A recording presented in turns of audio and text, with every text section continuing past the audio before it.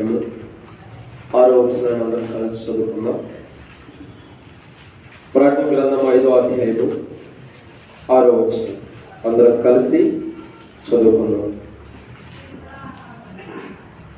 ప్రకటన గ్రంథం 5వ అధ్యాయం 6వ వచనం అందరం కలిసి చదువుకుందాం. పేజీ నెంబర్ 231 కొత్త నిబంధన క్షమించండి.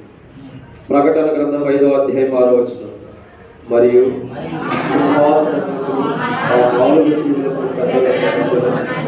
లభించబడిన గొర్రెపిల్ల పెద్దలకు మధ్య 7 కన్నులు దేవుని 7 ఆత్మలు.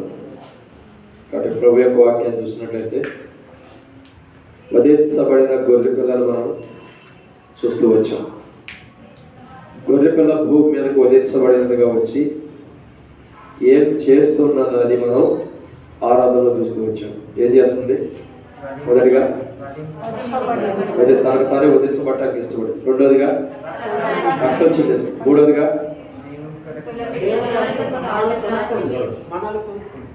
దేవుని కొరకు మనం కొంటుంది. నాలుగోదిగా రాజ్యంగా కాదు, క్రీస్తుతో కూడా 1000 సంవత్సరాలు రాజ్యం మీద సిద్ధపరుస్తుంది.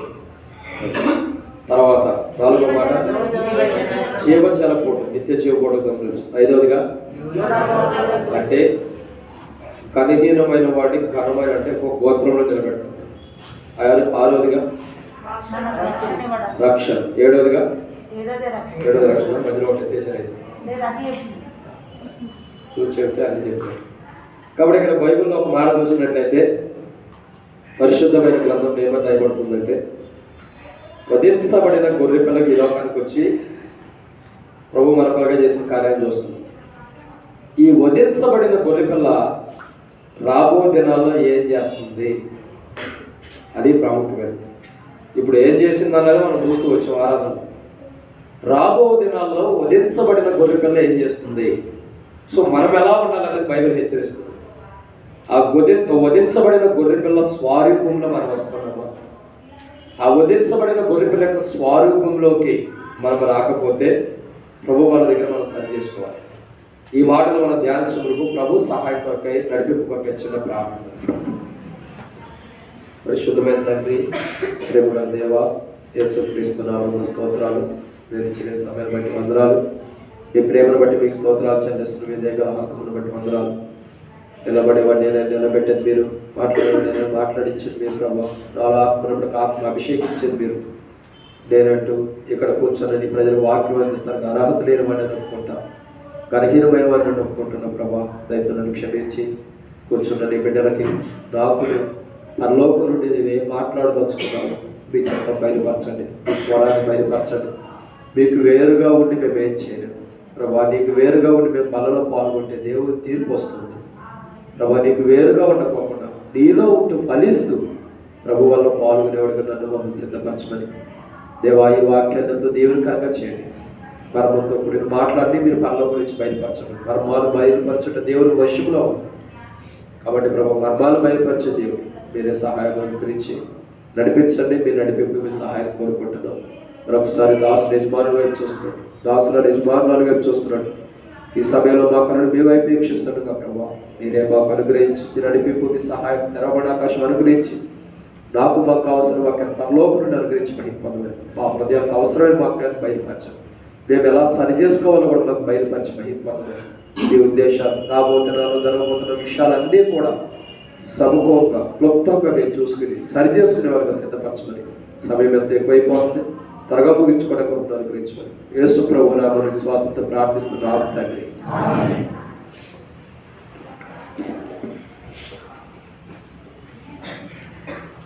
ప్రభు యొక్క వాక్యాన్ని చూస్తున్నాము. ప్రకటన గ్రంథంలో ఒక మాట రాయబడుతుంది. 5వ అధ్యాయం 6వ వచనం. మరియు సింహాసనములకును ఆ 4 జీవులకును పెద్దలకును మధ్యను వధించబడినట్లుండిన గొర్రె పిల్ల నిలిచి ఉండట చూచి. చాలా కాబట్టి ఆరాధనలో మనం చూస్తూ వచ్చాం. వధించబడిన గొర్రె పిల్ల గురించి మనం చూస్తున్నాం. ప్రభు వల్ల వర్తమానంలో మనం చూసినట్లయితే ఈ వధించబడిన గొర్రెపిల్ల రాబోతున్న దినాల్లో ఏం చేస్తుంది అంటే మనకేం చేస్తుందని, అది మన కొరకు తెచ్చబడింది, మనకేం చేస్తుందో బైబిల్లో. రండి, ఈ గొర్రెపిల్ల గురించి కొన్ని విషయాలు మనం ధ్యానించినట్లయితే ప్రభు యొక్క వాక్యాన్ని చూద్దాం. రండి, మొదటిగా ప్రకటన గ్రంథం 5వ అధ్యాయం 12 వచనం. ప్రకటన 5:12. వారు వధింపబడిన గొర్రెపిల్ల శక్తి, ఐశ్వర్యమును, జ్ఞానమును, బలమును, ఘనతయు, మహిమయు గొప్ప స్వరంతో చెప్పుచుంటిరి. అంతటా పరలోకమందును భూలోకమందును. కాబట్టి ఇక్కడ ప్రభు యొక్క వాక్యాన్ని మనం జాగ్రత్త చూసినట్లయితే మొదటి మాట, ఈ గొర్రెపిల్ల ఏం చేస్తుంది అని మనం చూసినట్లయితే ఆరాధనలో వధించబడింది. వధించబడిన గొర్రెపిల్ల ఏం చేస్తుందంటే ఇక్కడ మొట్టమొదటి మాట మనం చూసినట్లయితే ఏం చేస్తుంది, చివరిలో రాయబడుతున్న మాట చూసినట్లయితే ఘనతయు మహిమయు స్తోత్రమును పొందనరగా అని గొప్ప స్వరంతో చెప్పి. అంటే అర్థం ఏంటంటే, మొదట గొర్రెపిల్ల ఘనమైనదని అర్థం. గొర్రెపిల్ల ఎలాంటిది? ఘనమైనది. సో పరలోకంలో ఈ గొర్రెపిల్ల ఏం చేస్తుందంటే ఘనమైనదిగా ఆరాధించబడుతుంది. ఏం చేస్తుంది? ఘనమైనదిగా ఆరాధించబడుతుంది. సో ఇప్పుడు మనం చూసినట్టయితే మనము గొర్రెపిల్ల ఉన్న పొజిషన్లోకి వెళ్ళి గొర్రెపిల్లను ఆరాధించాలంటే మనం ఎలా ఉండాలా? అక్కడే ఆన్సర్ ఉంది, అక్కడే జవాబు కూడా. గనులుగా ఉండాలి.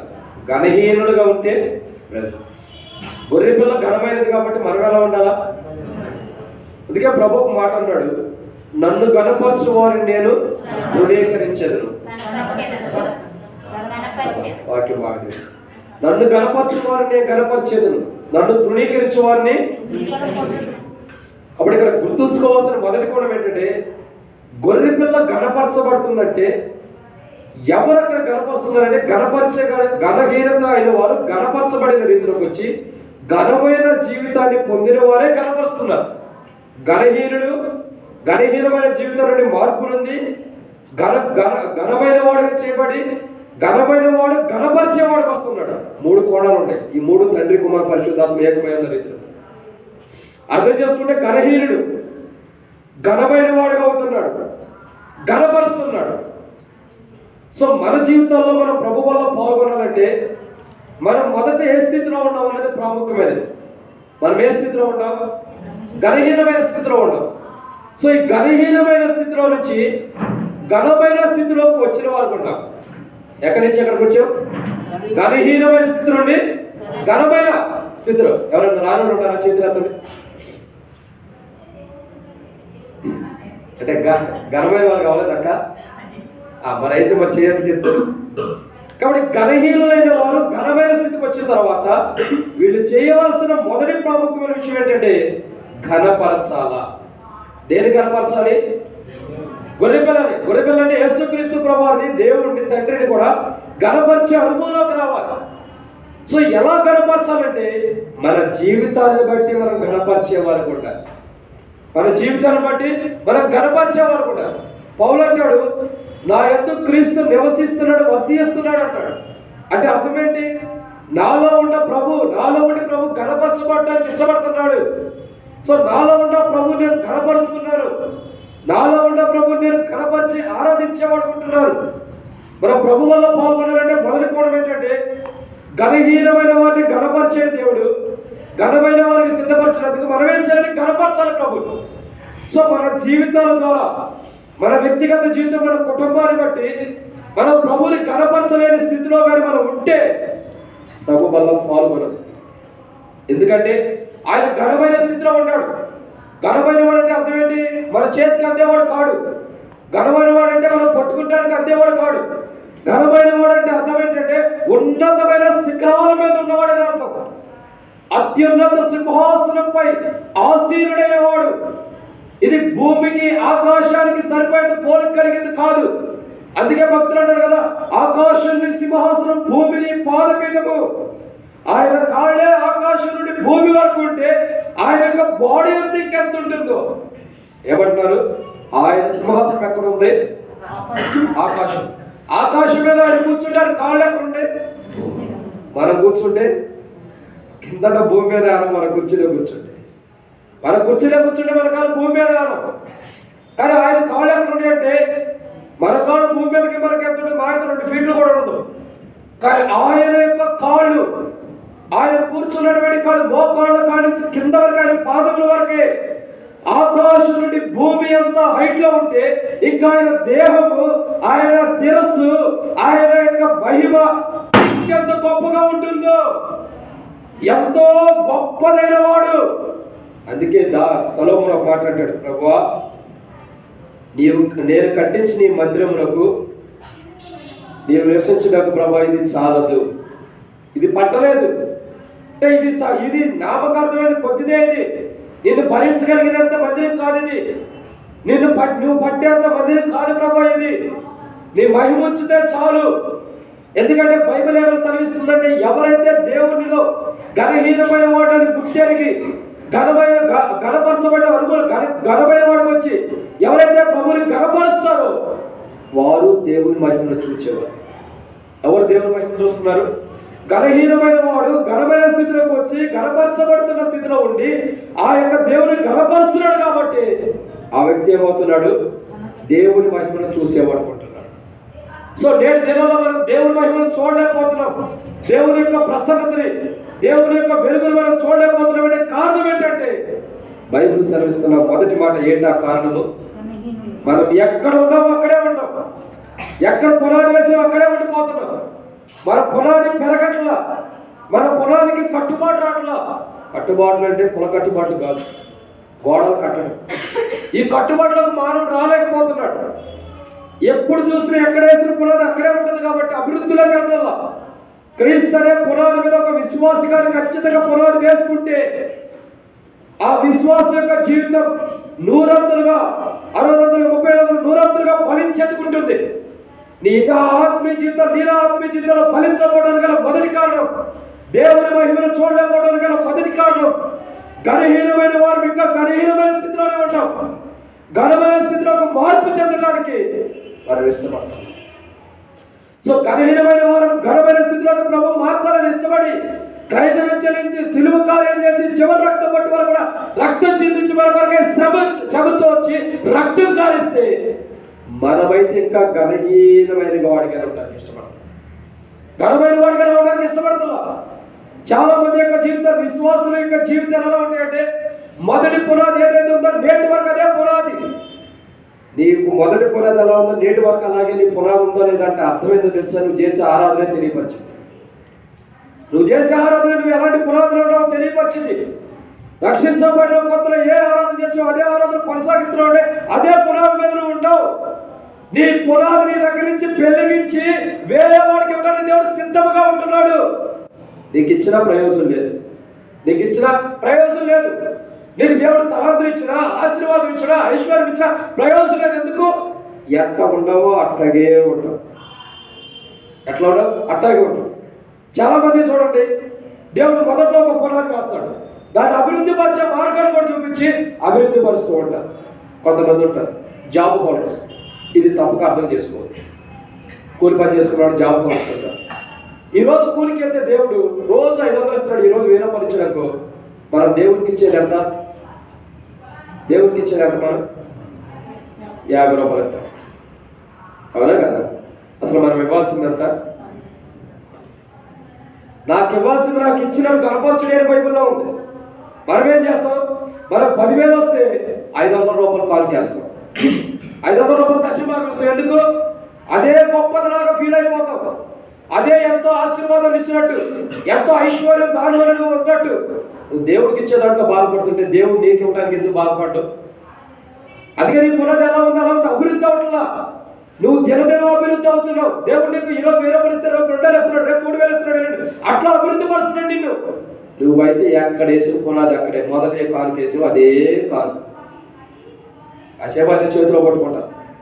మొదటి నుంచి ఏ కాలుకైతే వేస్తూ వచ్చావు అదే వేస్తాం. ఇక్కడ కానుకల సమస్య కాదు, నేను మొదట్లో చెప్పాను, డబ్బు గురించి కాదు. మనకి మన ఆత్మీయ స్థితి ఎలా ఉంది? మనం ఆరాధన ఎట్లాంటి ఆరాధన చేస్తున్నామో అదే ఆత్మీయ స్థితి.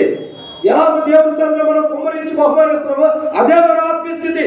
నువ్వు తక్కువగా ఆత్మీయస్థితి, తక్కువగా దేవుడి సన్నిధిలో ఆఫ్రికాస్తున్నా తక్కువదే నీ ఆత్మీయస్థితి.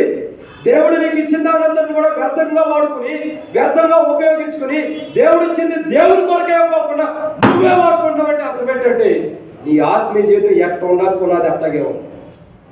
గుర్తుపెట్టుకో. చాలా మంది యొక్క జీవితాలు అలా ఉంటాయి.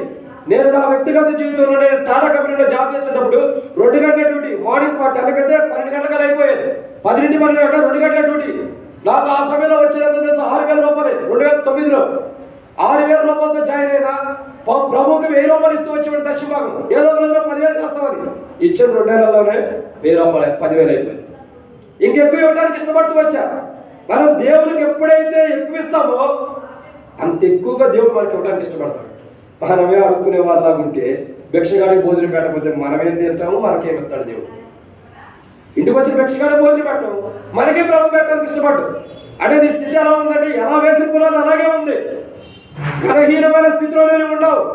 దేవుడు కనపరిచే స్థితిలో ఆయన కనపరుచుకునే స్థితిలో నిన్ను తీసుకొచ్చినా నువ్వు అయితే వాడికి ప్రభావ నేను ఘనపరచును, ఘనమైన వాడిగా నేను ఉండనని చెప్పి ఘనహీనమైన స్థితిలో కోరుకుంటున్నావు.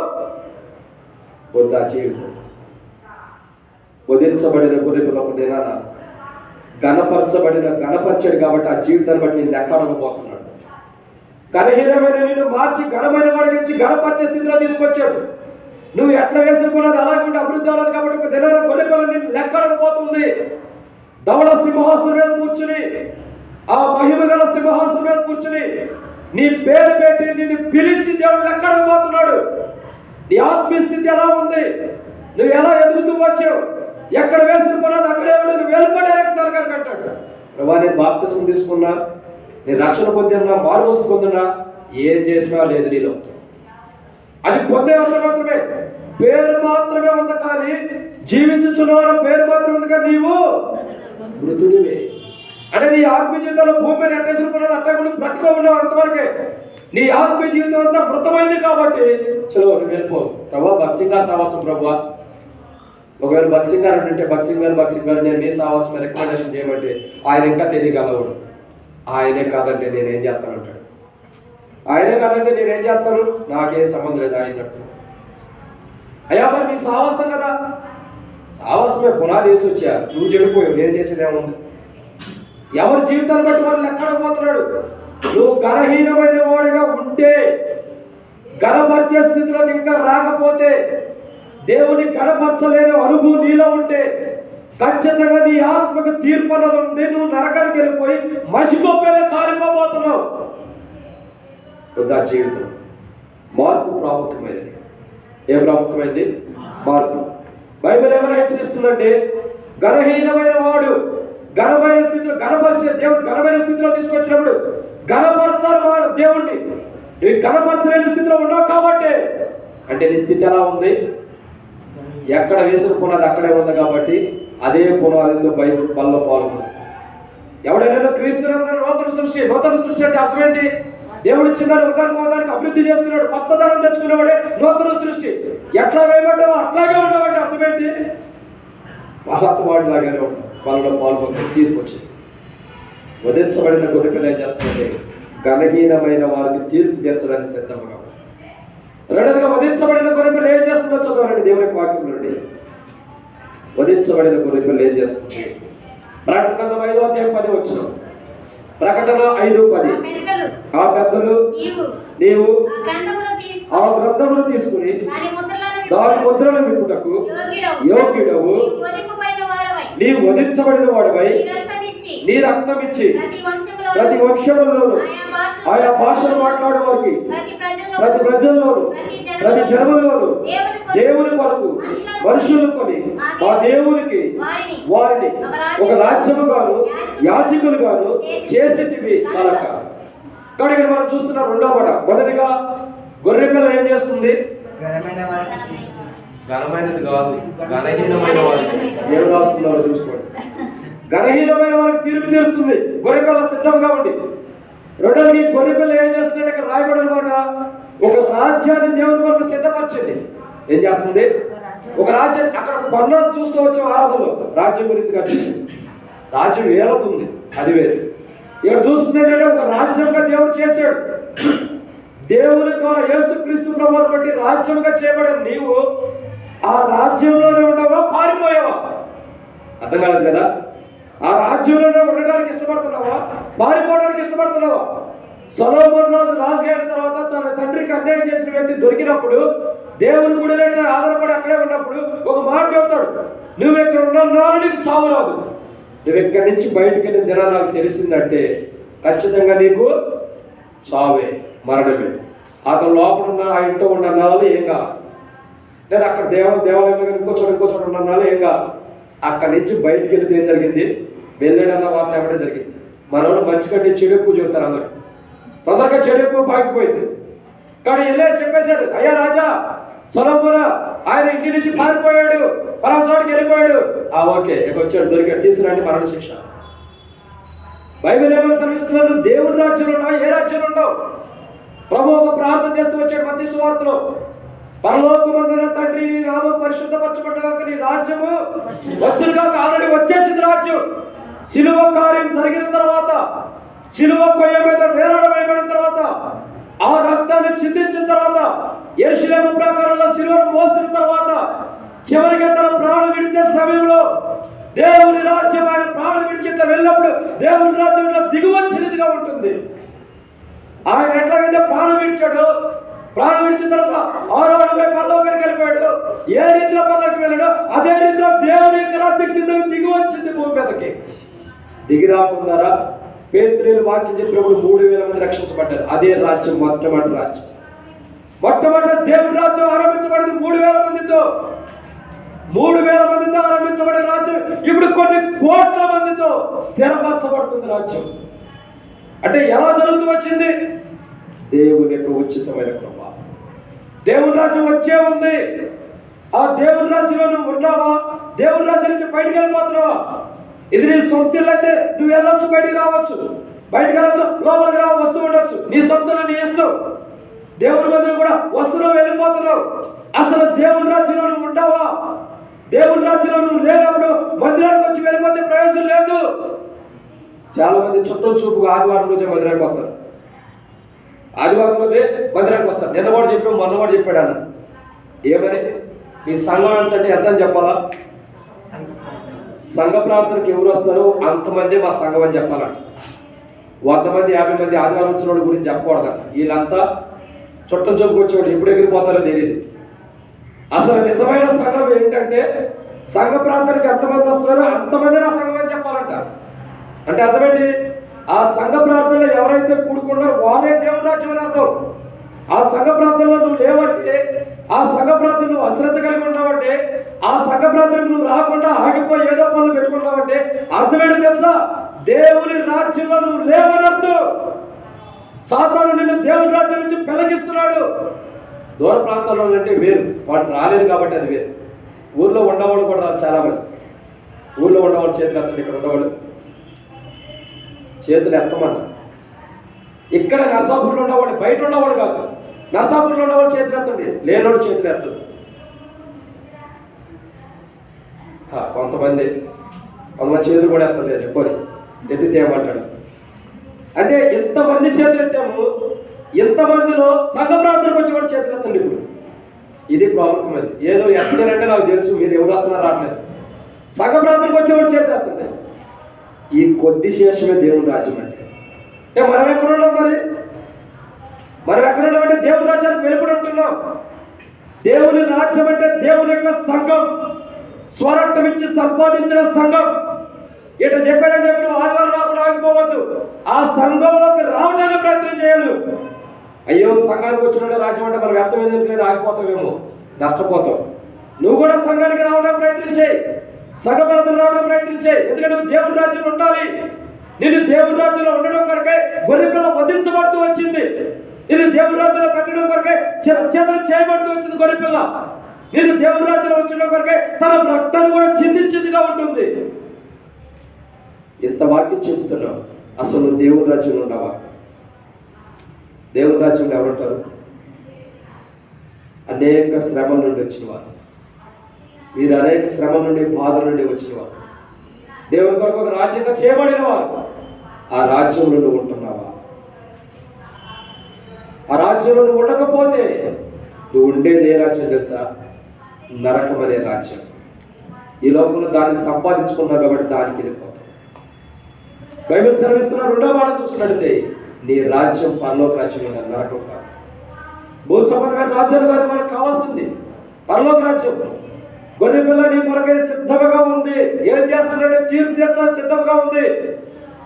వధించబడిన గొర్రె పిల్ల నీ కొరకు మౌనంగా ఎలా వధించబడిందో అదే గొర్రె పిల్ల మరొక రూపాన్ని ధరించుకుని వస్తుంది. మొదటిగా గొర్రె పిల్లగా వధించబడింది, మరొక రూపాన్ని ధరించుకుని వస్తుంది. ఏంటి ఆ రూపం? చెప్పండి. యోధా గోత్రపు సింహం అని అక్కడే ఉంది. అంటే అర్థం ఏంటి? సింహములాగా వస్తుంది. అరణ్యానికి రాజువులు సింహమే. ఒకప్పుడు దీనుడిగా వచ్చాడు, తగ్గించుకుని దేవత్వం కలిగి లోకానికి వచ్చే రక్షణ ఇవ్వడానికి మారుమోసు బాప్తిసం మనకి ఇవ్వడం వరకే తగ్గించుకున్నాడు. మనం తిట్టినా, కొట్టినా, బాధ పెట్టినా, గాయపరిచినా, మనం ఏం చేసినా కానీ సహించడానికి ఇష్టపడ్డాడు. ఇక సహించుడు లేదు. ఉదయం రాబోతున్నాడు. ఇప్పుడు వరకు గొర్రెపిల్లగా మౌనం వహించాడు. ఆ మౌనతత్వాన్ని నువ్వు చూసి అశ్రద్ధ తీసుకుని గొర్రెపిల్ల మౌనంగా ఉండాలి, తల వంచుకునే అశ్రద్ధ జీవితం కలిగి ఉండవు. గుర్తుపెట్టుకో, ఈ తగ్గించుకున్న వాడే ఒక దినాన యోధగోత్రపు సింహముగా రాబోతున్నాడు. సింహం ఏం చేస్తుంది? వచ్చి దాని వారిని కాపాడుకుంటుంది, తినాలనుకున్న వాడిని తినేస్తుంది. అంటే అర్థమేంటి? నరకానికి వెళ్ళిపోతుంది. యోధా గోత్రపు సింహములాగా రాబోతున్నాడు. వాళ్ళకి వధించబడిన గొర్రెపిల్ల మౌనం వహించిన వాడు గొర్రెపిల్లగా రాబోతున్నాడు. గొర్రెపిల్లగా వచ్చిన వాడే సింహంగా రాబోతున్నాడు. ఎందుకంటే నేను పెట్టడానికి సిద్ధంగా ఉన్నాడు. నువ్వు పాపం చేస్తే నరకం, నువ్వు మంచిగా ఉంటే పరలోక రాజ్యం. ఆ రాజ్యంలోనికి, ఆ రాజ్యానికి సంబంధించిన వాడికి భూమి మీద జీవిస్తే, పరలోకానికి సంబంధించిన వాడికి భూమి మీద నువ్వు జీవిస్తే ఆ సింహం మీదే ఎక్కి నువ్వు పరలోకానికి వెళ్తావు. అదే రాజ్యానికి సంబంధించిన వాడు ఉండకోకుండా రాజ్యం వెలుపుతుంటే ఆ సింహపు యొక్క నోళ్ళకి నువ్వు ఎరవబోతున్నావు. చేప పడాలంటే ఏం చేయాలా? ఎరబెట్టాలి. ఎరబెడితే ఎక్కడున్న చేపలు పరిగెత్తుకుంటూ వచ్చేస్తుంది. జాగ్రత్త. దేవుడికి కూడా తెలిసి నీకు ఎరబెడుతున్నాడు. నువ్వు రావట్లే, అయినా నువ్వు తిరిగి వస్తావు, ఆయన వల్ల పడతావేమో ఎదురు చూస్తున్నాడు. ఆయన వల్ల నుంచి తప్పించుకుని వెళ్ళిపోయావు, మరలా వస్తావేమో నీ కొరకు ఎరలేస్తున్నాడు. ఎర్రలాంటి వాక్యాలు నీకు వేస్తున్నప్పుడు కూడా, సముద్రం లాంటి లోకంలో నువ్వు ఉంటే నీకు ఎర్రలాంటి వాక్యాలు వేస్తున్నప్పుడు కూడా ఆ గాలానికి నువ్వు చిక్కుకోవట్లేదు. కాబట్టి ఒక దినాన్ని నువ్వు ఖచ్చితంగా ఏమైపోతావు? గొర్రె కషాయాన్ని నమ్మినట్టు నువ్వు కషాయాన్ని సాతాన్ని నమ్ముతున్నావు. కాబట్టి నరకానికి వెళ్ళిపోతావు. గొర్రె పిల్ల ఏం చేస్తున్నాడు? రెండోదిగా రాజ్యాన్ని సిద్ధపరచు. ఆ రాజ్యంలో నువ్వు ఉండవో లేదా సిద్ధపరచు, పరీక్షించుకో. మూడోదిగా గొర్రె పిల్ల ఏం చేస్తుంది? రండి, ప్రకటన గ్రంథం 6:17 వచ్చిన. ప్రకటన 6:17. భూరాజులను, గనులను,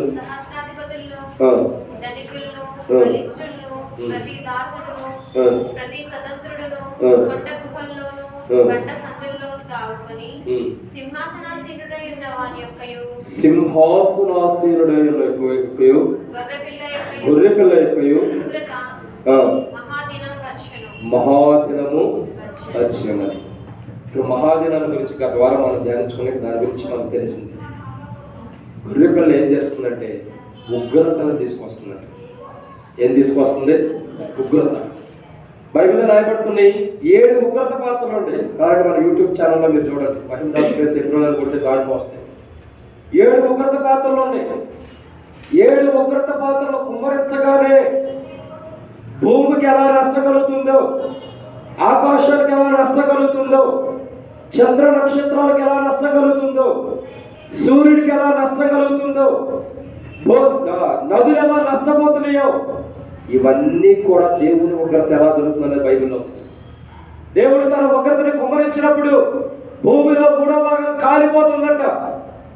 దేవుడు తన ఉగ్రతని కుమ్మరించినప్పుడు సముద్రంలో నీటి భాగంలో 3వ భాగం కాలిపోతుంది, రక్తమయమైపోతుంది.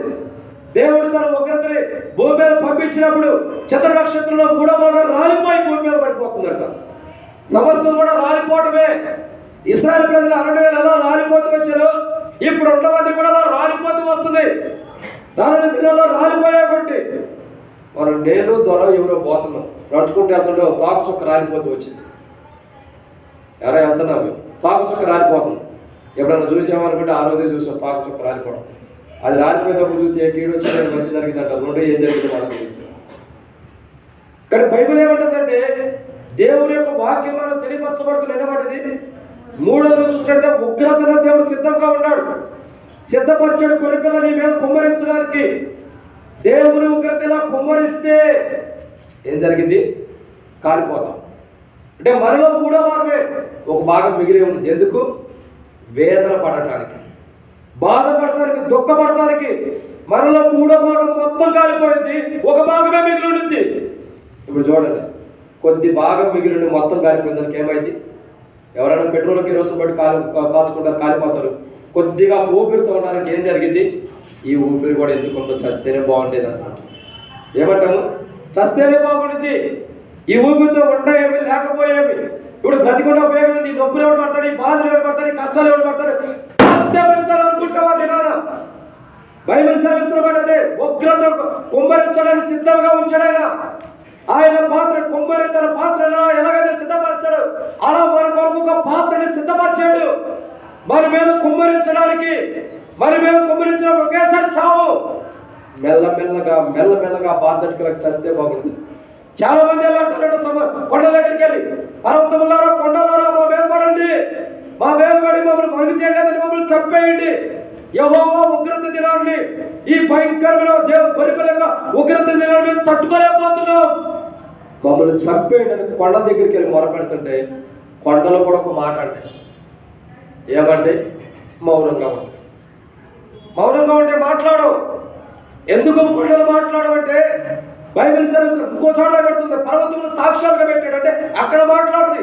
కానీ మనం వెళ్ళాడితే మాట్లాడు, ఆయన చెప్తే మాట్లాడుతుంది. మనం వెళ్ళి కొండ దగ్గరికి వెళ్ళి మా మీద పడండి, మా మీద పడండి అంటే ఏ కొండ కూడా మీ మీద పడదు. గొట్టు మొక్కలో కొండ ఉంది, మొన్న మీటింగ్ కూడా పెట్టి ఇంటి ముందే కొండ ఉంది. నేను ఆశ్చర్యపోయా, కొండ లేకపోతే బండరాలు పెట్టారంటే కొండ అన్నా. ఈ మన ఇంటి ముందు కొండ కూడా మన మీద పడబట్టే పడదు. పోనీ నా స్థలంలో ఉన్నావు, నువ్వు నా స్థలంలోనే ఉంటున్నావు కదా, నా మీద పడి ఈ ఉగ్రత నాకు ఎందుకంటే పొర్రపాటు కూడా పడదు. ఎందుకు తెలుసా? మన తల వెంట్రుకలను కూడా దేవుని చిత్తం లేకపోతే రాలిపోతుంటే అవైనా ఎందుకు అవుతాయి? అవి కూడా రాలిపోవాలంటే దేవుని చిత్తం ఉండాల్సిందే. కొండలు కూడా మౌనం వహిస్తాయి. అప్పుడు కొండలు అనుకుంటే లోపల పిచ్చోడా, నా దగ్గరికి వస్తే ఉపయోగం ఏంటా? నా దగ్గరికి వచ్చి నన్ను రక్షించండి, నేను రక్షించబడి, నేను బండని కొండని నేను నిన్నే రక్షిస్తాను, నీవే పడితే నువ్వు చేస్తావు, ఇప్పటికైనా దేవుని దగ్గరికి వెళ్ళి క్షమాపణ అని చెప్పి కొండలు కూడా తల్లంతా నవ్వుకుంటే మనల్ని చూసి. ఆ ఉగ్రత దినం రాక మునిపే మన జీవితం మార్పు అవసరం. ఆ భయంకరమైన ఉగ్రత దినం రాక మునిపే మన జీవితం మార్పు కావాలి. బైబిల్ సెలవిస్తున్న మూడో మాట, గొర్రెపిల్ల ఏం చేయబోతుందంటే ఉగ్రత పాత్రను కొట్టుకుని సిద్ధంగా ఉన్న మన మీద కుమ్మరించడానికి. మనలో ఏ పొరపాటు, ఏ బలహీనత ఉందో, ఏ తప్పిదములు ఉందో ఆ తప్పిదముల పొరపాటును బట్టి ఎంతవరకు మంచి ఉందో అంతవరకు ఉంచి మిగతా మొత్తం కాల్చడానికి సిద్ధంగా ఉంది. బహుశా మొత్తం కాలిపోవడానికి సమీపం ఉండవేమో, ఉగ్రత పాత్ర అయితే సమీపం ఉంది. ఇప్పటికైనా నువ్వు జీవితం మార్చుకుంటే తప్పించబడతావు ఉగ్రత నుండి. ఇప్పటికైనా జీవితం మార్చుకోకపోతే ఆ ఉగ్రత పాత్ర నీ మీద కుమ్మరించడానికి సిద్ధంగా ఉంది. బహుశా నువ్వు ప్రభు వల్ల పాల్గొనక మునిపే, చెయ్యత్తకు మునిపే, ఈ సమయంలోనే ప్రభు వచ్చి నీ ఎదుట అన్ఎక్స్పెక్టెడ్గా నిలబడితే ఏంటి నీ పరిస్థితి? చాలామంది ఇంటికాడ చేస్తూ ఉంటారు, ఏదో ఒక తప్పు పని చేస్తారు, అనుకోకుండా భర్త భార్య వచ్చి నిలబడంగానే స్టక్ అయిపోయేట్టు ఉండిపోతారు. అడిగే ప్రశ్న ఏంటి తెలుసా? ఏంటి అప్పుడే వచ్చేవేందంట? ఏమంటారు? అప్పుడే వచ్చేవేంటి? లేదు నా కొంచెం బయట ఉండరామంటావా? కాదు, అప్పుడే వచ్చేవేంటి? ఏదో పని మీద వెళ్ళావు కదా, వెళ్ళాడు అయిపోయింది వచ్చేసాను. ఆయన వెళ్ళాడు, ఆయన పని కూడా అయిపోతుంది, వస్తున్నాడు. అన్ఎక్స్పెక్టెడ్గా ఈ క్షణంలో నీ ఎదురుకొచ్చి నిలబడి ఆ ఉగ్రత పాత్రను పట్టుకుని నీ ముఖం ఎదుట నిలబడి, ఇదిగో నేను నీ మీద ఈ ఉగ్రత పాత్రను కుమ్మరించబోతున్నాను, నీ జీవితం మార్చుకోవడానికి ఇష్టపడలా, సరి చేసుకోవడానికి ఇష్టపడుతున్నా, ఎన్నో సంవత్సరాల నుంచి విశ్వాసం ఉన్నావు కాబట్టి, కానీ నీ జీవితం మార్చుకోవడానికి నువ్వు ఇష్టపడదు కాబట్టి ఇదిగో ఈ ఉగ్రత పాత్ర నీ మీద కుమ్మరిస్తున్నాడు అని చెప్పక ముందు, ఆయన మాట్లాడక ముందే మన మీద కుమ్మరిస్తే మన జీవితం ఏంటి? సిద్ధంగా ఉంది, అశ్రద్ధ అనుకోవద్దు. ఏదో సేవకుడు వాక్యం చెబుతున్నాడే, ఇక్కడ కూర్చుంటే తలనొప్పి అయిపోతే ఎక్కువసేపు అయిపోతే వెళ్ళిపోతున్నావు అనుకుంటామేమో. సాతాను నీకు చెడ్డ తలంపులు తీసుకొస్తున్నాడు, గుర్తుపెట్టుకో. నీ మీద ఉగ్రత పాత్ర కుమ్మరించడానికి శత్రు తీసుకొచ్చే తలంపులే. ఇది ముగింపులో వచ్చావు. ఏ దినాలు ఎక్కడ ఎలా ఉంటుందో తెలియదు. ఏ గడిలో మనం ప్రాణం విడిచిపెడతామో కూడా తెలియదు. ఏ సమయంలో నువ్వు ఈ లోకాన్ని విడిచిపెట్టి వెళ్తావో కూడా తెలియదు. ఒకవేళ బహుశా ఈ క్షణంలో ప్రభు వచ్చి ఆ ఉగ్రత పాత్ర నీ మందరం కొట్టుకుంటే నీ జీవితం ఏంటి? సరి చేయబడి నువ్వు సరి చేసుకోవడానికి నీ వాక్యం చెప్పిన సరి చేసుకోవడానికి ఇష్టపడతలేదు కాబట్టి సరిగా పాత్ర తీసుకొచ్చి నీ నెత్తి మీద పోస్తే నీ బ్రతికేంటి? కాపాడు కాపాడని ఎవరి దగ్గరికి వెళ్తా? కాపాడవలసిన వాడే నీ మీద ఉగ్రత పాస్తుంటే ఎవరి దగ్గరికి వెళ్ళి అడుగుతా? అయ్యా కాపాడు కాపాడని ఇంకెవరి దగ్గరికి వెళ్తావు? ఎక్కడికి వెళ్ళా ఎవరి దగ్గరికి వెళ్ళా? మా వల్ల కాదు. డాక్టర్లు చెబుతారు సీరియస్ అయిపోయినప్పుడయ్యా ఇది మా వల్ల కాదు, ఇక దేవుడిని చూసుకోవాలంట. ఎంతమంది దగ్గరికి తీసుకెళ్ళింది మా వల్ల కాదు కాదు కాదని అంటారు, కానీ అవునని ఎవరు అంటారు అన్నారంటే నీ దగ్గర డబ్బులు అక్కడానికి. ఈయనే కాదంటే ఈయనే ఉగ్రత కుమ్మరిస్తుంటే ఎవరి దగ్గరికి వెళ్ళి దాక్కుంటావు? ఏ సందుల్లో దాక్కుంటా, ఏ గొంతుల్లో దాక్కుంటా, ఏ ఇంట్లో దాక్కుంటావు నువ్వు? ఏ ఇంట్లో దాక్కున్నాయని నీ దగ్గరకు వచ్చి నీ మీద కుమ్మరిస్తాడు. ఎక్కడ నువ్వు దాక్కున్నా కుమ్మరించడానికి సిద్ధంగా ఉన్నాడు. లేదు ప్రభు మంచి అపార్ట్మెంట్ కట్టుకున్నాడు, పో అపార్ట్మెంట్ కూర్చో. సమూహం అంతా కూడా శిష్యులందరూ కూడా ఇంట్లో ఉన్నప్పుడు డోర్ తీలా తలుపు తీలా ఆయన లోపలికి వచ్చాడు. ఆయన డోర్ ఎవరైనా తీసారా? లోపలికి వచ్చేసాడు. నువ్వు తలుపులు ఎంత బిగించుకున్నా కానీ బుల్లెట్ ప్రూఫ్ కలిగినవి ఏ పెట్టుకున్నా సింపుల్ కాలిగొడ్తో సమానమైంది. వచ్చి నీ ఎదురు నిలబడిపోతాడు. ఒక పాత్ర తీసుకుని రెడీగా ఉండండి మేము కుమ్మరించడానికి. ఒక తరుణం ఇస్తున్నాడు. ఏంటో తెలుసా? ఈ పాత్ర కుమ్మరించకు ప్రభు వల్ల సరి చేసుకుంటావేమో. ఖచ్చితంగా నువ్వు సరి చేసుకోకపోతే, సరి చేసుకోవడానికి అశ్రద్ధ కలిగి ఉంటే వెమ్మటే ఆయన, నేను చెప్తున్నాను అశ్రద్ధ అనుకోవాకండి, వెమ్మటే ఆయన ఒకవేళ నీ మీద పాత్ర కుమ్మరిస్తే నీ జీవితం ఏంటి? ఏమైపోతావు? ఎన్ని దినాలు దేవుని సన్నిధాన దేవుని మందిరం అశ్రద్ధగా ఉంటున్నావు. ప్రభు యొక్క వాక్యం వల్ల ప్రభు వలన అశ్రద్ధ గురించి చేయెత్తి పనులు పాల్పొందుతున్నవే. కుమ్మరి పాత్ర నీ దగ్గర పెట్టుకుని ఉన్నాడు. నీ మీద కుమ్మరించడానికి సిద్ధంగా ఉన్నాడు. సరైన విధానం సరి చేసుకోకుండా నువ్వు ప్రభు వల్ల పాల్గొంటే ఆ ఉగ్రత పాత్ర నీ మీద కుమ్మరించబడింది. సరి చేసుకుంటేనేమో కుమ్మరించబడాల్సిన ఉగ్రత పాత్ర వెనక్కి వచ్చింది. నీ జీవితం ఎలా ఉంది? ప్రభు వల్ల చేయెత్తేటప్పుడు ఆ చేయి కూడా నీ తలగండ్ల పైగా మొదట ఉంటుంది కాబట్టి మొదట ఆ చెయ్యే కాలిపోతుంది. ఆ చెయ్యంతకు మునిపై నీ జీవితాన్ని సరి చేసుకో. నీ ముందున్నాడు ప్రభనుడు, నీతో కూడా వచ్చేవాడు నీ దేవుడైన యెహోవాయే. ఇశ్రాయేలు మధ్యలో నడిచిన వాడుకున్నాడు. 80 మార్గంలో యేసు వారితో కూడా నడిచారు. ఈ మాటలన్నీ సాక్షాత్తుగా జరుగుతూ వచ్చి నడుస్తున్నాడు, మధ్యలో ఉంటున్నాడు, మధ్యలో నివసిస్తున్నాడు. అంటే నీతో నడుస్తున్నాడు, నీతో ఉంటున్నాడు, నీ మధ్యలో ఇక్కడ కూర్చుని ఉన్నాడు నీ మీద పాత్ర కుమ్మరించడానికి. ఏంటి నీ బ్రతుకు? The straight forward. డొంక మార్గాలు లేవు, వంకర మార్గాలు లేవు, స్ట్రైట్గానే. ఏంటి నీ జీవితం? ఉగ్రత పాత్ర సిద్ధంగా ఉంది. కుమ్మరించబడాలా, ఆపివేయబడాలా? కుమ్మరించబడాలంటే యథాస్థితిగా వాళ్ళ పాల్గొన. ఆపివేయబడాలంటే ఏం చేయాలా? పశ్చాత్తాపడాలా. హిజ్కియా పశ్చాత్తాపడితే కనికరించాడు. మనం కూడా అలా పశ్చాత్తాపడితే కనికరించబడతాం. ఎవరెవరైతే వాళ్ళ పాల్గొనడానికి సిద్ధంగా ఉంటారో మీరందరూ గుర్తుపెట్టుకోండి. మీ తలల మీద నాకైనా నీకైనా సంఘపెద్దలకైనా విశ్వాసం అందరికీ ఎవరి పాత్ర వాళ్ళకి సిద్ధంగా ఉంది. మనం ఆ పాత్ర ద్వారా ఉగ్రత రాకూడదంటే సరి చేసుకోవాలి. నేనైనా మీరైనా అశ్రద్ధగా కలిగి పనుల్లో పాల్గొంటే నా మీదకి వచ్చి దాగుంటా. మీరు అనుకుంటారు అయ్యో సేవకుడు లేదు, ఎవరు లేడు. దేవుని దృష్టిలో అందరూ ఉంటారు. దేవుని దృష్టిలో అందరూ సమానమైన వారే. నా మీదకైనా నీ మీదకైనా అందరి మీదకి సిద్ధపరిచాడు. ఎవరి పాత్ర అనుకుంటాడు, ఎవరి పాత్ర వాళ్ళకి దగ్గరగా పెట్టాడు. ఇప్పుడు నీ జీవితం మార్చుకోకపోతే ఆ పాత్ర నీ మీద కుమ్మరించబడతావు. తర్వాత ఏమైపోతావు, ఎలా ఉంటావు? కాలిపోయిన వాళ్ళు ఎక్కడ చూసారా? పెట్రోల్ పోసి కాలిపోయిన వాళ్ళు ఎక్కడుంటారు? శరీరం అంతా చూస్తానికి అసహ్యంగా ఉంటారు, మనం చూడలేము వాళ్ళని. ఇప్పుడు నువ్వు సరైన విధంగా వల్ల పాల్గొనకపోతే ఆ ఉగ్ర పాత్ర నీ మీద కుమ్మరించబడింది. నిన్ను ఇక్కడ ఉండేవారు ఎవరో కూడా చూడని నిన్ను చూసి అసహించుకుని దూరంగా వెళ్ళిపోతుంది. ఆ గడియ రాకూడదంటే సరి చేయబడాలి. ఎన్నో మాట ఇది? 3. 4వ మాట చెప్పాలండి. ప్రకటన గ్రంథం 7వ అధ్యాయం 9వ వచనం. ప్రకటన 7:9. ఇదిగో ప్రతి జనములో నుండి ప్రతి జనముల్లో నుండి, ప్రతి వంశములో నుండి, ప్రజల్లో నుండి, ఆయా భాషను మాట్లాడే వారిలో నుండి ఎవడను లెక్కింపజాలని ఒక గొప్ప సమూహము కనబడెను. వారు తెల్లని వస్త్రములు ధరించుకున్న వారే ఖర్జూరపు మట్టలు చేత పుట్టుకుని సింహాసనం ఎదుట గొర్రెపిల్ల ఎదుట నిలబడిని. ఈ ఖర్జూరపు మట్టలు ఏంటంటే మన ఆత్మీయ స్థితి. మనం దేవుని కనపరిచినటువంటి ఆరాధన, మనం ఎలాగైతే దేవుని కనపరిచామో, ఎలాగైతే దేవుని స్తుతించామో ఆ ఆత్మీయ స్థితి ఖర్జూరపు మట్టలు సాదృశ్యం. ఖర్జూరపు మట్టలు అంటే అర్థం ఏంటంటే ఒక దాంట్లో రాయబడుతూ వచ్చింది, ఒక కోణంలో ఆరాధనకు సాదృశ్యమని, మానవుని వ్యక్తిగత జీవితానికి కూడా సాదృశ్యమని. ఎవరి మట్టలో వాడు కొట్టుకుని సిద్ధంగా ఉంటారు ఆయన ఎదుటి సాగిలి పట్టడానికి. ఎవరి ఖర్జూరపు మట్ట వాళ్ళు కొట్టుకున్నారు అంటే ఎవరి ఆత్మీయ జీవితం వాడు, ఎవరి రక్షణ వాడు, ఎవరి విశ్వాస జీవితాన్ని వాళ్ళు పట్టుకుని సిద్ధంగా ఉంటారు. ఒకవేళ నీ విశ్వాస జీవితాన్ని, ఆత్మీయ జీవితాన్ని దేవుడు సిద్ధంగా పట్టుకుని ఉంటే ప్రభు నిన్ను దాటుకుంటూ వెళ్ళేటప్పుడు నిన్ను చూసి నీచమైన దాసుడా, బలనమ్మకమైన దాసుడు కాదు, నీచమైన దాసుడు ఖర్జూరం పడ పట్టుకోవడానికి యోగ్యుడు కాదని ప్రభు మన ముఖయుధుడు చెప్తే ఆ సమయంలో నువ్వు ఏం చేయగలుగుతావు? ఇది నువ్వు పట్టుకోవడానికి యోగ్యుడి కావు, నీకు రక్షణ పొందడానికి యోగ్యుడి కావు, ఈ రక్షణను కలిగి ఉంటానికి యోగ్యుడి కావు, ఈ విశ్వాస జీవితానికి ఇచ్చిన కాపాడగలను యోగ్యుడి కావు.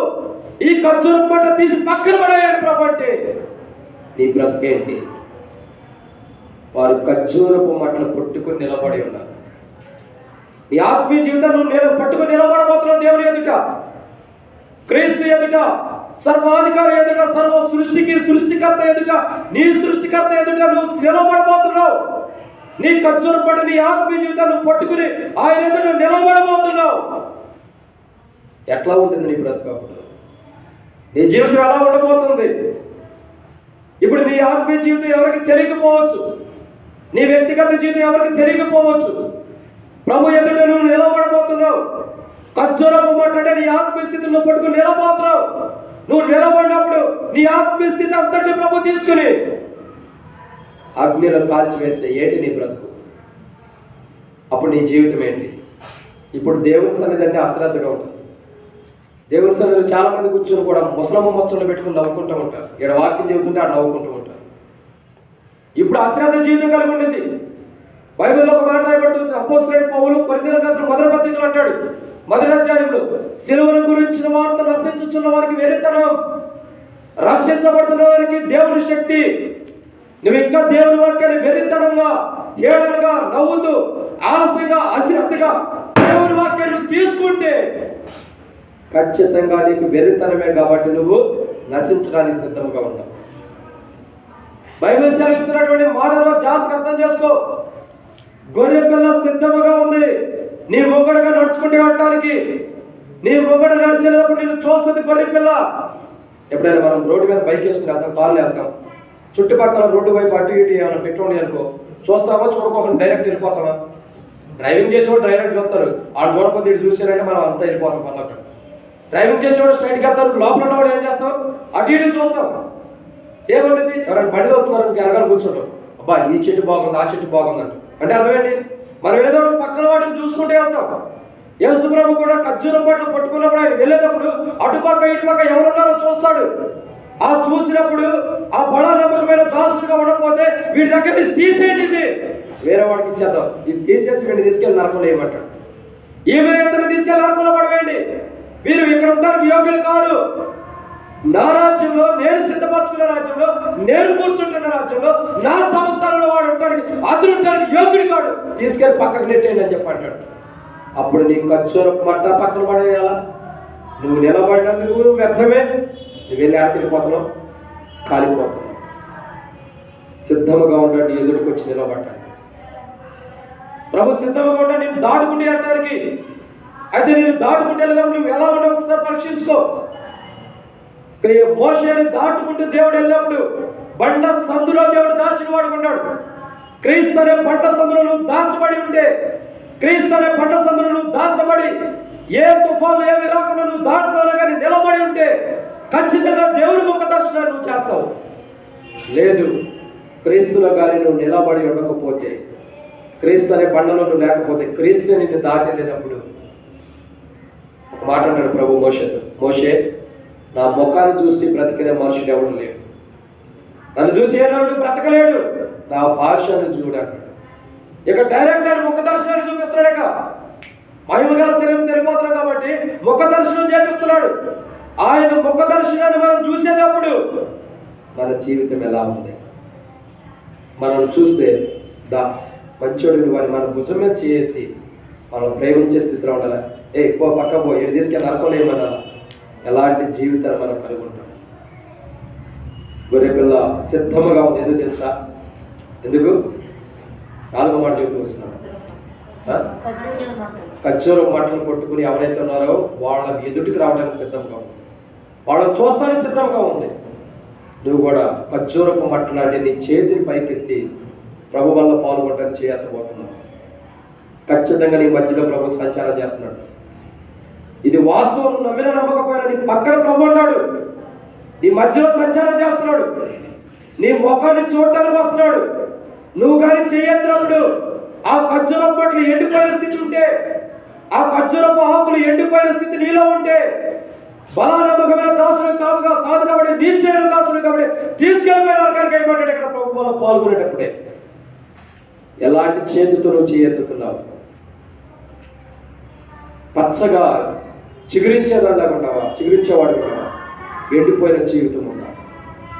ఎండిపోయిన జీవితం ఉంటే నిన్ను తీసి బయటకి ఏమంటాడు? మన ఇంటికి మనం తోరణాలు ఏమో కడతారంటారు. మీకు తెలుసలేదు? కడతారు ఇంటికి, కొబ్బరాకులు కడతారు పెళ్ళికి. కట్టేటప్పుడు ఎండిపోయిన ఆకులు కడతారా, పచ్చి కడతారా? కరెక్ట్గా చెప్పండి, కరెక్ట్గా చెప్పండి. అది మీకు 2 సార్లు అడిగితే నిజం కూడా అబద్ధంగా చెబుతారు. పచ్చిగా కడతారు. ఎందుకు? జరగబోతున్న వివాహం, ఆ వివాహానికి లోకంలో అవసరం చేతులు మనం కాదు, లోకంలో మంచి వివాహం జరగబోతుంది, దానికి పచ్చదనం అవసరం అని శుభం అని చెప్పి అనుకుంటారు. ఎండిపోయిన కట్టరు, ఎండిపోయిన ఏమనుకుంటారు? ఎండిపోయిన కడితే ఏంటో ఎండిపోయిన కట్టే పచ్చి ఎక్కడ దొరకలేదంట. యేసుక్రీస్తు ప్రభువు మనల్ని వివాహం చేసుకోవడానికి సిద్ధంగా ఉన్నాడు. వివాహం చేసుకోవడానికి వరుడిగా మన మధ్యకి రాబోతున్నాడు. ఆ పెళ్లి పందిల్లో ఉన్న నీవు ఎండిపోయిన ఆకుల వలె ఉంటే ఖచ్చితంగా ప్రభు నిన్ను తీసి బయటేస్తాడు. ఇది ఉపయోగం లేని ఆకులని పచ్చదనంతో చిగురించేవాడుకుంటే ప్రభు నిన్ను వివాహం చేసుకోవడానికి సిద్ధంగా ఉంటాడు. ఇక్కడ రాయబడిన 4వ మాట, గొర్రెపిల్ల ఎలా ఉంది?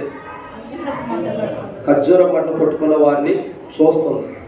నువ్వు కూడా ఈ ఆత్మీయ జీవితాన్ని కొట్టుకుని చేతుతున్నావు. నిన్ను కూడా ప్రభు చూడబోతున్నాడు. ప్రభు చూస్తే బలావా నమ్మకమైన వాడు అంటాడా, నీచుడు అంటాడా? ఒకవేళ నీచుడనే స్థితిలో ఇప్పుడు నువ్వు ఉంటే ఇప్పటికైనా తీర్మానం చేసుకో, ప్రభు పాత్ర గమనించుకున్నాడు. 5వ మాట చూద్దామండి. 5వ మాట చూసినట్లయితే ప్రకటన గ్రంథం 5వ అధ్యాయం 7వ వచనం. ప్రకటన 5:7. ఆయన వచ్చి సింహాసనం నందు ఆసీనుడై ఉన్నవాని ఆ గ్రంథమును తీసుకొనెను. చాలా కాబట్టి ఇక్కడ మనం చూస్తున్నా ఎన్నో మాటది. 5వదిగా గొర్రెపిల్ల ఏం చేస్తుందంటే, వధించబడిన గొర్రెపిల్ల గ్రంథం ఆయన చేతిలో ఉన్నప్పుడే అక్కడ ఉన్నవారు ఆయన ఎదుట సాగిలపడ్డారు. అంటే అర్థం ఏంటి? ఆ గ్రంథాన్ని చూసి అందరూ కూడా సాగిలపడుతున్నారు. ఆ గ్రంథంలో ఏముందో, ఆ గ్రంథంలో ఏ మర్మం దాచిందో, నా పాపిష్టి జీవితం, నా అపవిత్రమైన జీవితం, నా దుర్మార్గమైన జీవితం, నా వ్యక్తిగత జీవితం, ఏదైతే నేను తప్పిపోతూ వచ్చిన ఆ జీవితం అంతా ఆ గ్రంథంలో ఉందేమో, ఆ గ్రంథంలో నా జీవితం ఎలా రాయబడి ఉందో, ప్రభా ఆ గ్రంథంలో రాయబడి ఉంది కాబట్టి నేను సాగిలపడుతున్నా, నా జీవితాన్ని మార్చు. దేవుడు కూడా నీ కొరకు గ్రంథం పట్టుకుని రెడీగా ఉన్నాడు. నీ ఎదుట గ్రంథాన్ని విప్పడానికి నువ్వు పనులు చేయొద్దాలే, నీ ఎదుట ఒక గ్రంథాన్ని విప్పడానికి సిద్ధంగా ఉన్నాడు.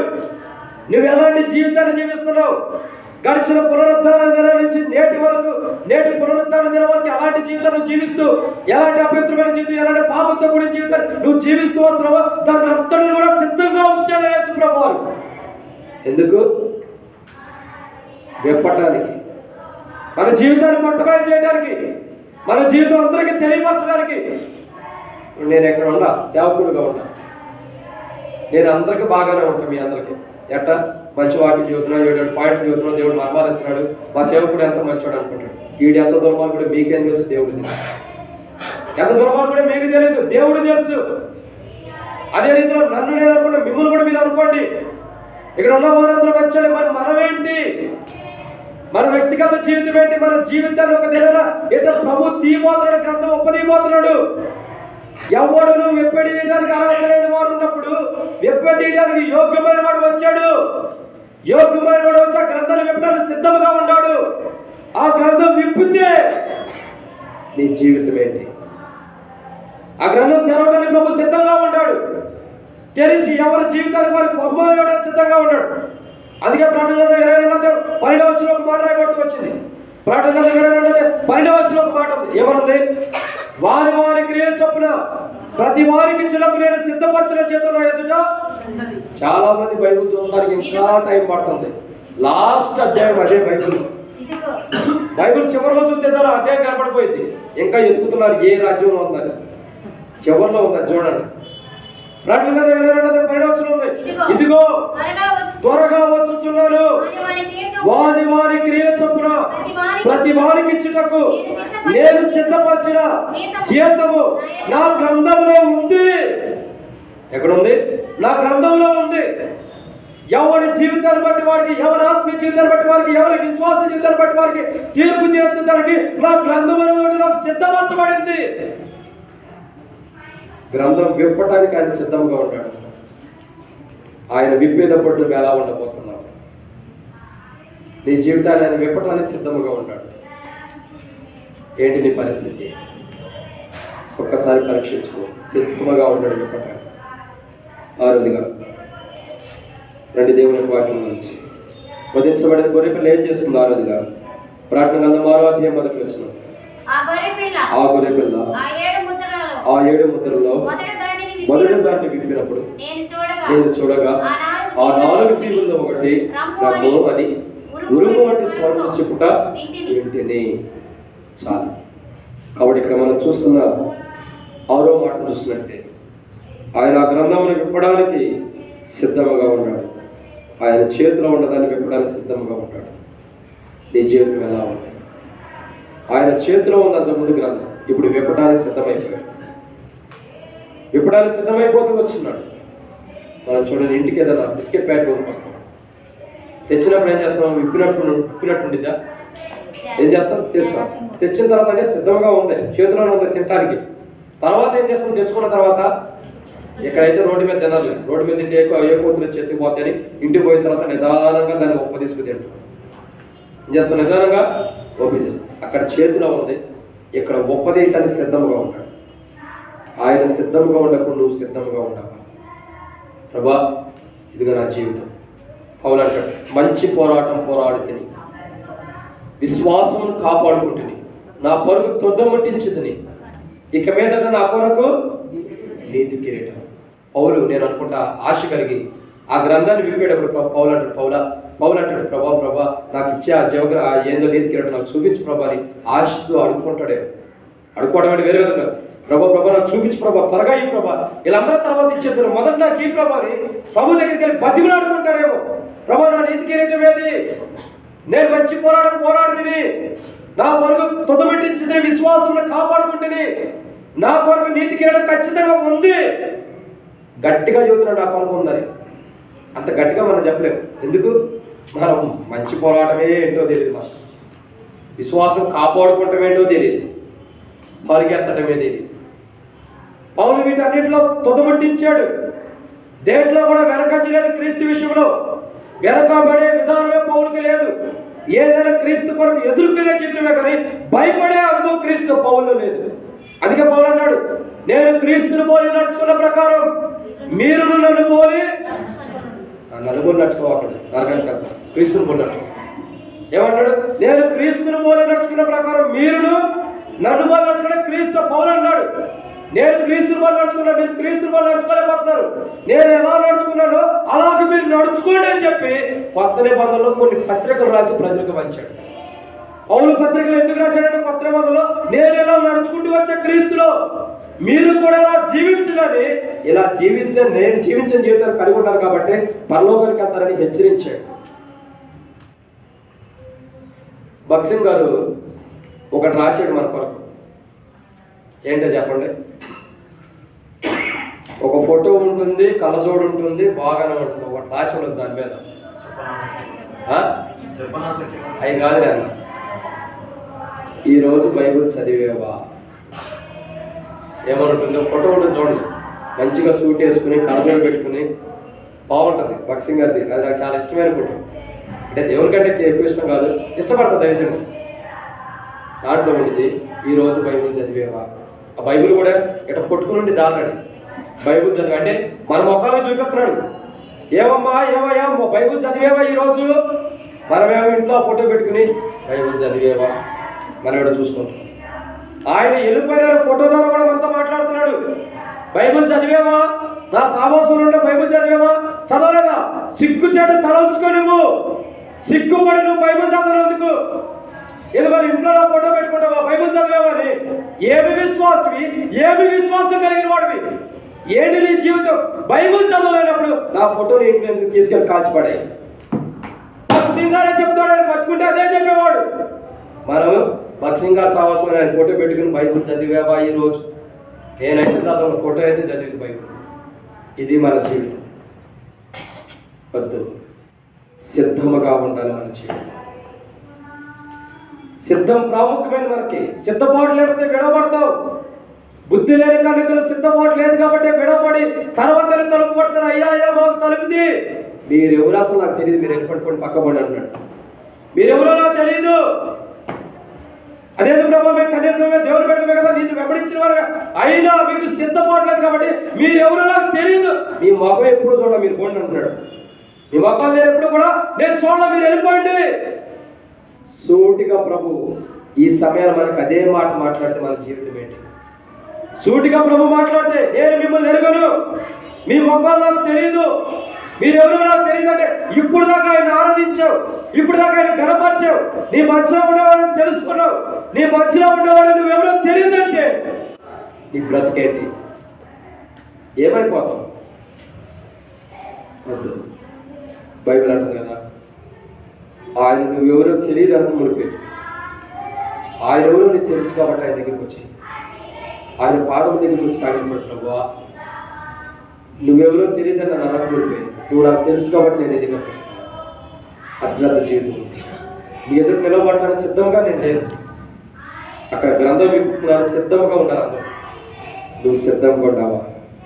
నీ గ్రంథాన్ని ప్రభు ఇవ్వడానికి రెడీగా ఉన్నప్పుడు నువ్వు సిద్ధపడి ఉంటే బహుమానం నీతి కిరీటం పొందుతావు. సిద్ధపడిన అనుభవం ఉంటే నీచమైన దాసుడు కాబట్టి ఏమంటాడు? తలుపు వేసి నరకానికి వెళ్ళిపోమంటాడు. ఎలా నువ్వు సిద్ధపడుతున్నావు? సిద్ధపాటు కలిగిన జీవితం, సిద్ధపాటు లేని జీవితం పరీక్షించుకో. చాయిస్ మేమేం చేసేదండి? చాయిస్ అన్నది నీకే చేసావు. నీ జీవితం నీ ఇష్టం అంటాడు కదా. నా జీవితం నా ఇష్టం, మై లైఫ్ నా ఇష్టం, నా జీవితం నా ఇష్టం. నీ జీవితం నీ ఇష్టమే. నువ్వు సిద్ధంగా ఉంటేనేమో నీతి కిరీటం, లేకపోతే సిద్ధపాటు లేకపోతే విడవడం. నీ జీవితాన్ని నువ్వే పరీక్షించుకో, ఆ జీవితాన్ని మేము పరీక్షించుకో. సిద్ధంగా ఉన్నాడు ఆయన. ఉదయించబడి గొర్రె పిల్లలు ఏం చేస్తున్నాడు? సిద్ధంగా ఉన్నాడు ఆయన మన జీవితాన్ని బయటికి పెట్టడానికి. మనం ఎలా ఉన్నాం పరీక్షించుకున్నాం. రండి చివరిగా ముగించుకుని ప్రకటన కింద 21వ అధ్యాయం 27 వచ్చి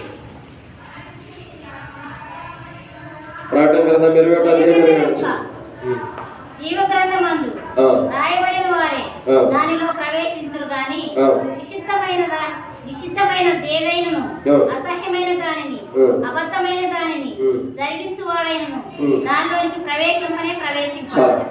కాబట్టి ఇక్కడ మనం చూస్తున్న చివరి మాట, గొర్రెపిల్ల జీవగ్రంథం రాయబడిన వారే దానిలో ప్రవేశించు కానీ నిషిద్ధమైనదైనను అసహ్యమైనదని అబద్ధమైనదని జరిగించేవాడు దానిలోకి ప్రవేశించడు.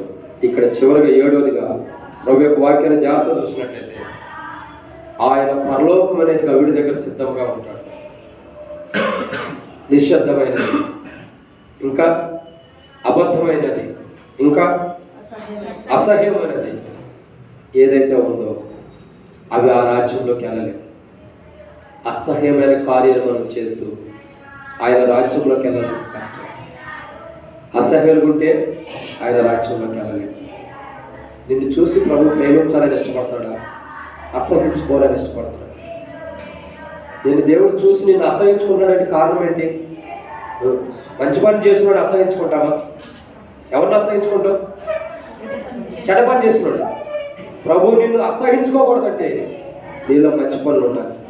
ఒకవేళ ప్రభు నిన్ను అసహించుకున్నాడంటే అర్థం ఏంటంటే నీలో ఏదో చెడ్డ పని ఉంది. ఆ చెడ్డ పనిని బట్టి నేను పరలోకానికి వెళ్ళాలని నువ్వు వెళ్తున్నా, పరలోక గేటు దగ్గర నుండి ప్రభు ఏం చేస్తున్నాడు, నువ్వు వెళ్ళే మార్గం ఇది కాదని డైవర్షన్ ఇస్తున్నాడు. నీకు డైవర్షన్ పెట్టేసేసాడు. వాళ్ళ రోడ్లు బాగపోతే డైవర్షన్ పెట్టి పెట్టుకుని వెళ్ళాలి. నీకు కూడా డైవర్షన్ ఇచ్చేసాడు. ఎట్లా?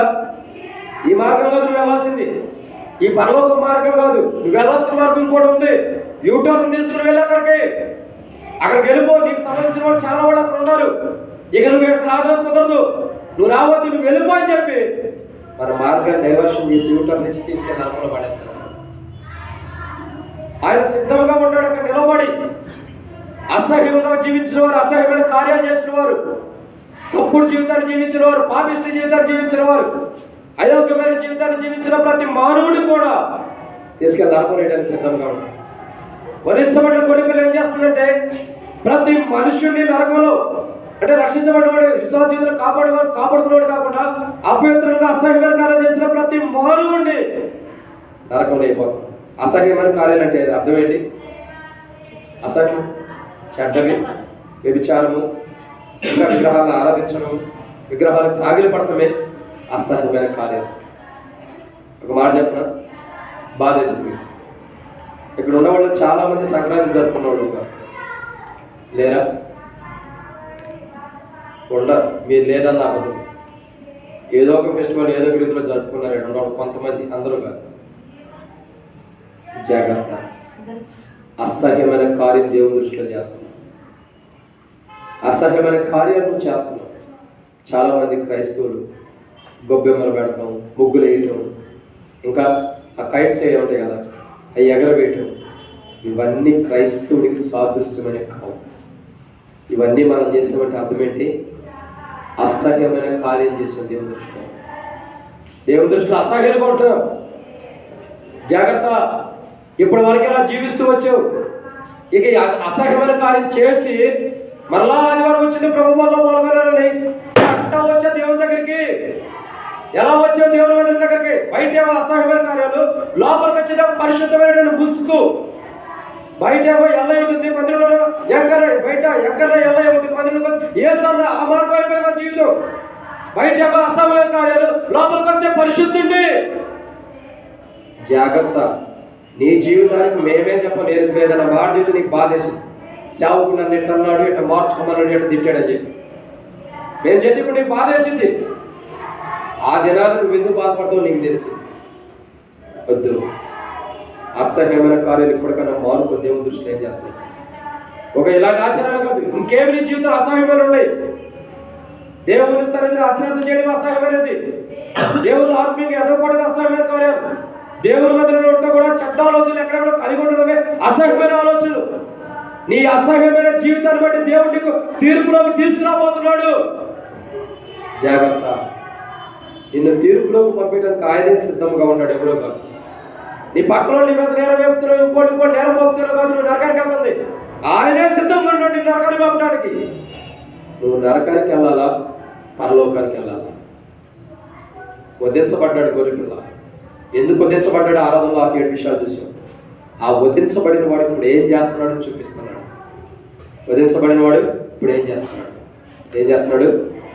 అసహ్యమైన వారిని, అక్కడే రేపటికి వచ్చింది, అసహ్యమైన వారిని అందులోనికి ప్రవేశించాలి.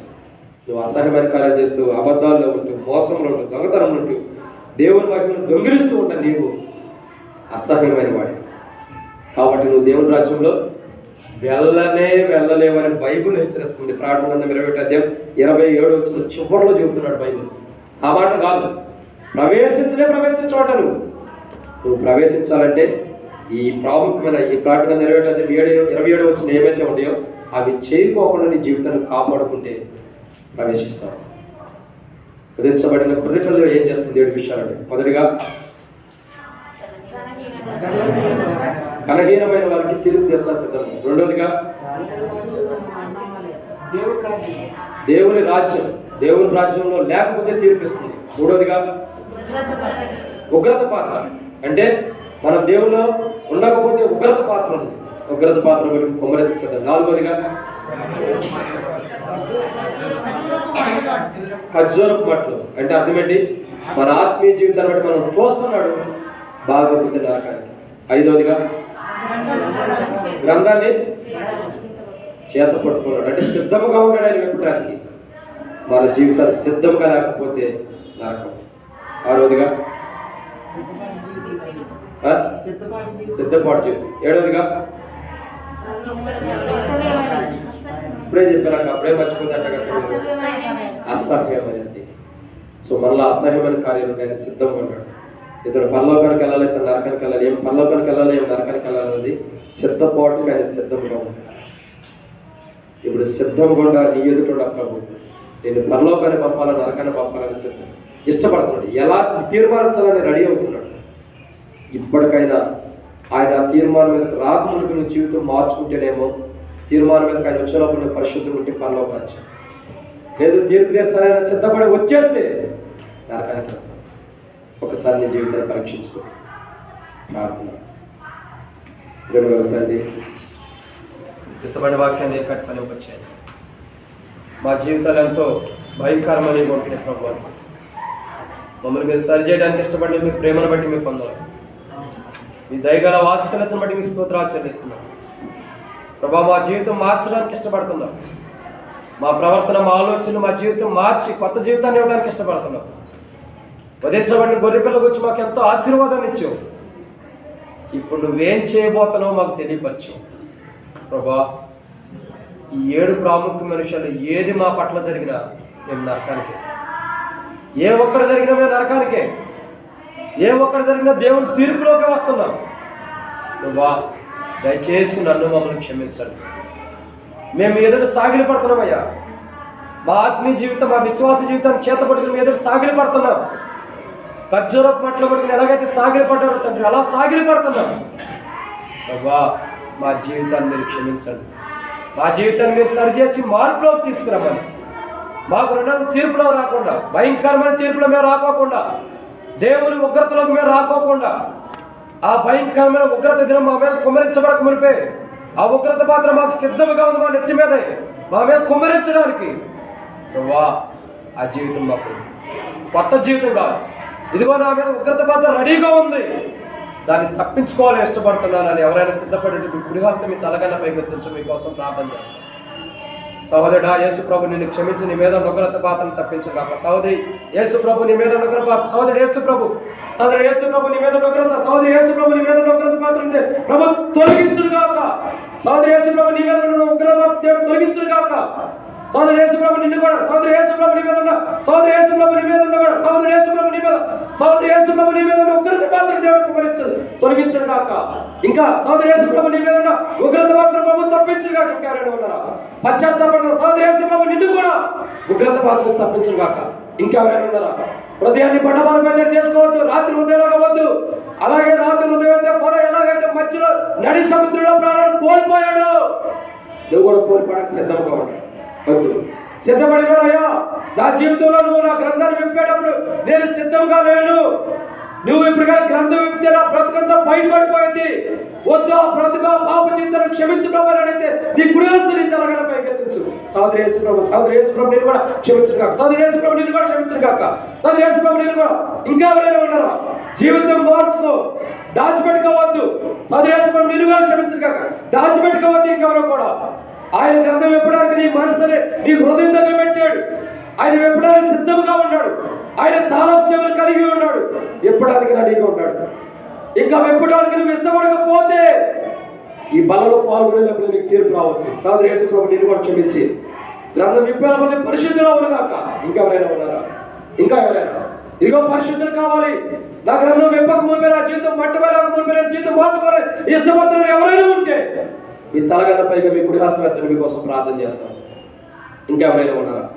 సిగ్గుపడదు. సహోదరు యేసు ప్రభు నిన్ను కూడా క్షమించి ఆ గ్రంథంలో నీ జీవితాన్ని దేవుడు మార్చింది మంచి జీవితాన్ని. ఇంకెవరైనా ఉన్నారా? ప్రార్థన. ప్రేమగల తండ్రి, విత్తబడి వాక్యాన్ని నేను కట్టుకోలేక చేయండి. చేయొద్దు తీర్మానం చేసుకున్న వారు తీర్మానం స్థిరపరచండి. సంఘంలో 5 సంవత్సరాల నుంచి సిగ్గుపడి ఎవరైనా ఒకవేళ మనసులో తీర్మానం చేసుకుంటుంటే చేయతని సిగ్గుపడితే దయచేసి వారిని కూడా క్షమించండి. మనసులో తీర్మానం చేసుకుని వారి తీర్మానాన్ని కూడా స్థిరపరిచి బలపరిచి మహిమ పొందమని, ఎవరు అశ్రద్ధగా వెళ్ళిపోకుండా నిజమైనటువంటి తీర్మానంలోకి వచ్చి మేము చేయెత్తేటప్పుడు మా నెత్తి మీద ఉగ్రత పాత్రను కుమ్మరించడానికి మేము ఎలా చేయెత్తుతున్నామో సరి చేసుకున్న వారిని ప్రభు వల్ల ఉగ్రత పాత్ర మేము మీద కుమ్మరించబడాలా, తప్పించబడాలా, సరి చేసుకోబోతున్న సహాయం చేయమని దేవా, తప్పించబడే అనుభవం జీవగా గ్రంథం సిద్ధంగా ఉంది మా పేరు తీయడానికి, మా నీతి కిరణం పొందే అనుభవం మమ్మల్ని నడిపించమని తీర్మానం చేసుకుని మేము తప్పిపోయి వాళ్ళ చేత ప్రతి బిడ్డను దీవించి క్షమించి సరిచేయమని యేసు ప్రభు నామములో ప్రార్థిస్తున్నాం తండ్రి. అట్లాగే ప్రార్థనలో ఎవరు కూడా అటు ఇటు దిక్కు చూడదు. దయచేసి అందరూ కూడా మౌనంగా ఉండండి. ఎవరి విశ్వాస జీవితాన్ని వారు పరీక్షించుకోండి. నువ్వు అటు ఇటు దిక్కులు చూస్తున్నావంటే నీ విశ్వాస జీవితంలో సాతాను నుంచి సమయం తీసుకున్నాడు. ఎవరో కళ్ళు తెరవరు, అందరూ కళ్ళు మూసుకున్నాడు. మన విశ్వాస జీవితం